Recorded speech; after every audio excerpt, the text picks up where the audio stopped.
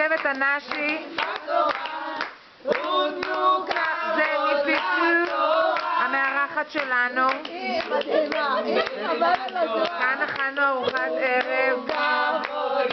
איזבלה תגיד שלום, מירי אומרת שלום, רחל שלום, גנית לידה, תעזרי לי אהובה, נינה פה, וסטל, ומיסיס הור, כפיים למיסיס הור.